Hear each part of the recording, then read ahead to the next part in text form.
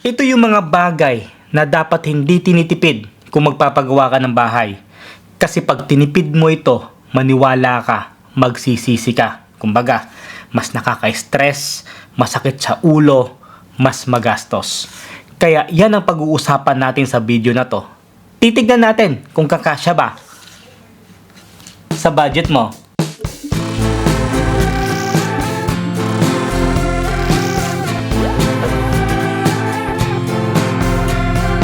Batiin ko lang ang Airsoft community, lalo na yung mga kagrupo ko sa Level 0 Riders dito sa UAE. Or ikaw mismo, kung gusto mong maglaro, laro tayo. I-follow mo lang yung page ng Level 0 Riders tapos kita tayo. So umpisahan na natin, ang una na dyan is yung pundasyon or foundation.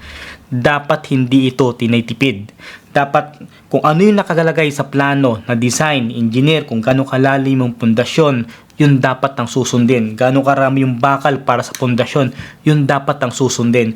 Kung anong konkreto yung gagamitin, kung ano yung recommendation no doon sa plano, dapat hindi ito tinitipid. Kaya nga tinawag siya na pundasyon. Kumbaga, siya yung magiging foundation ng bahay mo. Kasi pag mahina yung foundation mo, dyan nagsisimula yung cracks, pwedeng gumuho yung bahay mo, pwedeng gumalaw yung bahay mo, at doon na magsisimula yung maraming cracks ng bahay mo, at doon magsisimula yung gastos mo sa bahay mo.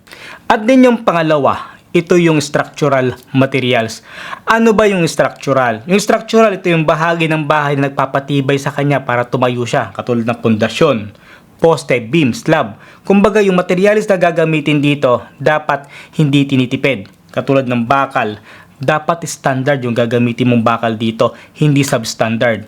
Mayroon tayong ginawang video na to, panuorin nyo kung paano malalaman kung standard o substandard yung bakal. And then pagdating naman sa semento, dapat tamang semento yung gagamitin mo pagdating sa structural. And then yung buhangin, dapat malinis, hindi siya maputik. Ganon din sa graba. Ngayon, tip ko sa inyo pagdating sa semento, hindi kasi lahat ng semento ay applicable siya o pwede siyang gamitin sa structural. Dito, marami nagkakamali. Ako personally, pagdating sa structural, dapat ang ginagamit dito yung ordinary Portland cement or blended cement. Katulad halimbawa ng Rizal cement, Republic cement, Apo cement. So yun ang ginagamit ko pag sa structural. So yun, tip ko sa inyo. At din yung pangatlo, ito yung electrical system. Ito, wag na wag mong titipirin.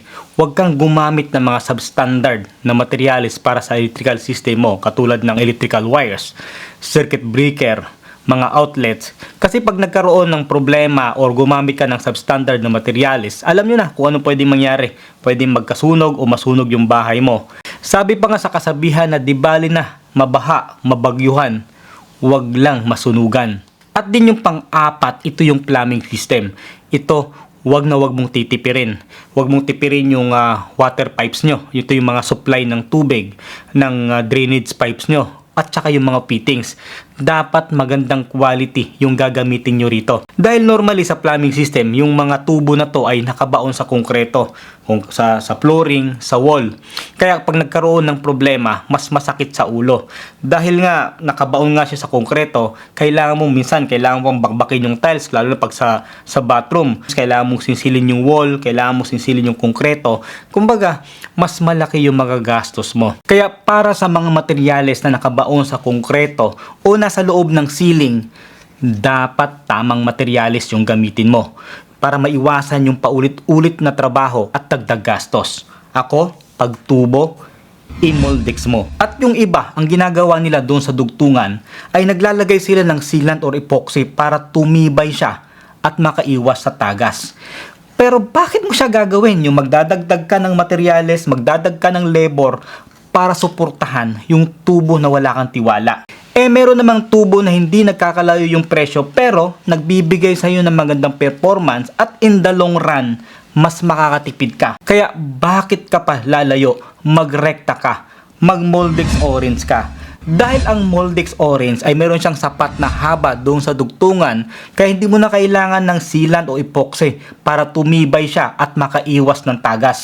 At maliban pa doon, yung Moldex Orange, yung pagkabilog ng tubo nito, yung sa loob ay bilog na bilog.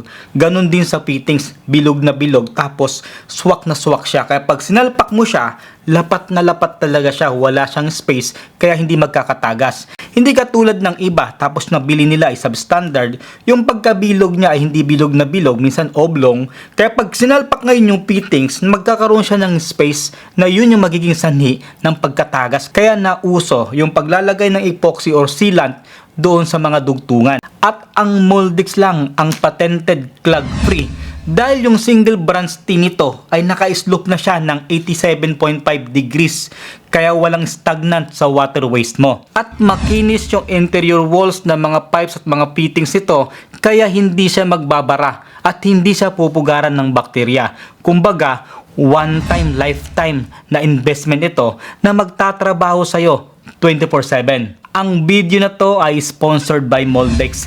Isa sa pinakamalaking manufacturer at over 55 years na sila na gumagawa ng matibay na tubo sa Pilipinas. At ang Moldex lang ang patented na may easy open caps at saka air water type seal sa mga P-traps at saka clean outs, at meron siyang rubber na siguradong walang tagas at wala siyang amoy.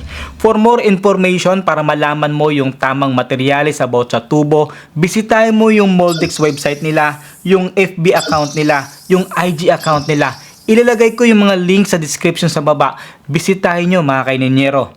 Ngayon, meron akong tip sa inyo. During construction, pag nasa finishing na kayo, ngayon yung tubo o water supply nyo, lagyan nyo ng tubig at i-plug nyo. Kumbaga, mayroon lang siyang laging tubig sa loob ng tubo. Para pag nagkataon na si mamang labor ay nagsisinsil siya, tas natamaan niya yung tubo, malalaman mo kaagad na natamaan yung tubo dahil nga may lalabas na tubig. Hindi katulad na pag walang tubig nung tubo at nagsinsil si mamang labor, hindi ngayon mapapansin ni mamang labor na natamaan niya yung tubo. So ano pwedeng mangyari? Nakapag-finishing na kayo, nakapag-tiles na kayo, nung nagtitesting na kayo ng water supply nyo, at doon mo malalaman pa lang na natamaan pala yung tubo, paano kung nakapag-tiles na kayo, nakapag-finishing na kayo, kumbaga, mas doble yung gastos nyo. Kaya yan, tip ko sa inyo. At din yung panglima, ito yung roofing system. Ito, huwag mo rin titipirin dahil masakit din sa ulo ito pag halimbawa tinipid mo, katulad ng bubong, katulad ng flashing or gutter. Huwag na huwag mong titipirin. Ngayon, bigyan ko kayo ng idea. Pag dinipid nyo yung gutter nyo, halimbawa yung size ng gutter ay hindi tama yung design niya, tinipid yung lapad, tinipid yung lalim kasi tinipid yung materyales. Ano pwedeng mangyari? During na pag umuulan o bumabagyo, dahil nga yung gutter nyo ay hindi tama yung design, dahil nga tinipid yung materyales, pwedeng mag-overflow. Halimbawa, ito yung bubong mo, ito ngayon yung gutter, yung parang overlap ng gutter. Ngayon, pag pumapasok ngayon yung tubig, tapos nag-overflow siya, minsan doon sa pagitan ng bubong at saka ng gutter mo, yung doon pumapasok yung tubig. Kaya mapapansin mo na tumatagas doon sa wall mo yung tubig dahil galing sa gutter. Kumbaga, yung gutter mo ay nag-overflow siya. Kaya huwag mong titipirin. At saka, isa pang tip ko sa inyo sa roofing system. Kung mapapansin nyo yung insulation, yung nilalagay natin sa bubong para mabawasan yung init sa loob ng bahay, ito yung insulation. Pag bibili kayo ng insulation, hanggat maaari, huwag yung makapal. Dahil pag makapal yung insulation na bibilin mo, pagdating ng panahon, may tendency na yung insulation mo ay mapitpit na siya at saka maging manipis. Ngayon, dahil nga manipis na siya, dahil makapal yung binili mo, may tendency na yung bubong mo ay magkaroon ng gap. Kaya pag mapapansin nyo, pag humahangin, maingay, umaalog-alog yung bubong nyo dahil mayroon na siyang gap. At yun pa, yung maging sanhi na magkaroon ng tagas na tubig doon sa bubong nyo. Kaya yan, tip ko sa inyo. At din yung pang-anim na dapat hindi tinitipid is yung doors at windows. Yung bintana na bibili mo dapat magandang quality. Dapat hindi basta-basta na nakakapasok yung magnanakaw. Hindi basta-basta tumatagos o nagkakaroon ng leak ng tubig na galing sa ulan o sa bagyo. Dahil pag nagkataon, pwedeng masira sa loob ng bahay mo, yung mga gamit mo, yung pintura mo. At din yung sa pinto naman, dapat magandang quality rin na hindi basta-basta nasisira kagad yung pinto na bibilin mo. At maliban doon, maliban sa quality ng materials, dapat yung magkakabit ng pinto mo ay may kalidad din. Dahil kung magkakabit ng pinto mo ay hindi skilled o hindi siya experienced, pwedeng mangyari na mawala sa hulog yung pinto mo. Ngayon, pag nawala sa hulog yung pinto mo, marami maapektuhan, masisira yung hinges mo, at saka isa pa, pag nagbubukas ka ng pinto, minsan kumukontra, tapos minsan pag sinara mo, hindi basta-basta nagsasara. Kailangan mo talaga siyang idiin. So, ibig sabihin, pwede yung pinto ay mumurahin or yung pinto mo ay wala sa hulog.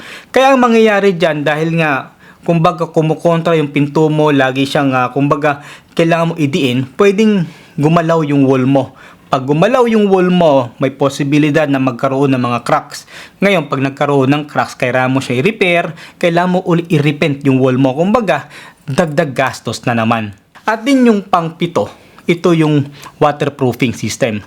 Ito rin masakit minsan sa ulo. Dito ako marami naririnig na reklamo yung tulog galing sa roof deck, tulog galing sa bathroom, tulog galing sa balcony, na nasisira yung ceiling, nasisira yung gamit nila sa loob, nasisira yung pintura ng wall. Kaya dapat sa waterproofing hindi tinitipid. Pero, tip ko sa inyo, hindi lahat ng waterproofing ay applicable sa bawat area. Ibig ko sabihin, pag sinabi mong waterproofing, akala mo pwede na siyang gamitin sa bathroom, pwede na siyang gamitin sa roof deck, pwede na siyang gamitin sa wall o external wall. Mayroong klase na waterproofing para sa specific na area. May waterproofing para sa roof deck, may waterproofing para sa bathroom, may waterproofing para sa external wall.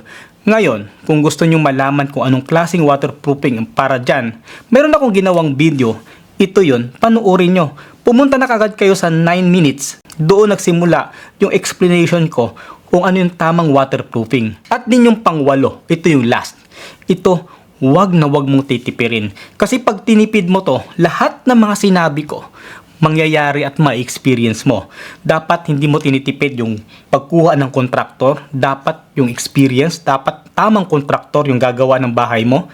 Architect, engineer, manggagawa, mamamakyaw, dapat yung tamang tao o tamang kontraktor yung kukunin mo. Kasi pag nagtipid ka sa kontraktor mo, nagtipid ka kung sino ang gagawa ng bahay mo, lahat ng mga mangyayari mula sa structural, mula doon sa pinto, sa electrical system, sa plumbing system mo, sa roofing, sa waterproofing, lahat yan may experience mo. Lahat yan na pwedeng tipirin. Kaya dapat tamang kontraktor yung kukunin mo para hindi ma-experience mo yung mga lahat ng mga sinabi ko. So yun, I hope nakapagbigay ng panibagong information. Kung bago ka pa lang sa channel to, please subscribe to this channel. Tsaka pahit na lang din ng notification bell para ma-notify ka pag may bago tayong upload next time. So paano? God bless. Tsaka ingat lagi.